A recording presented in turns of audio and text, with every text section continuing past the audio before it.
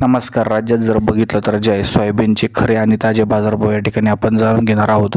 सर्वांना विनंती करतो, व्हिडिओ शेवटपर्यंत नक्की बघा. व्हिडिओला लाईक या ठिकाणी जे आपण अवश्य करा.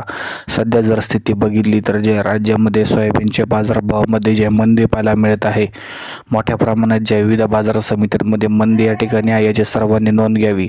पुढच्या काही दिवसामध्ये जर बघितलं तर जे बाजारभाव वाढण्याची काही मोठी चिन्हे नाहीत, मात्र थोडे बाजारभाव वाढले पाहिजे. कमीत कमी 6,000 रुपये बाजारभाव झाले पाहिजे. तर बघूयात सोयाबीन बाजारभाव दिनांक 21 फेब्रुवारी रोजीचे. तर आज बघितलं तर लातूर आणि नांदेडमध्ये स्थानिक व्यापाऱ्यांकडे कमीत कमी 3,900 तर जास्तीत जास्त 4,400 पर्यंत बाजारभाव या ठिकाणी पाहायला मिळत आहे.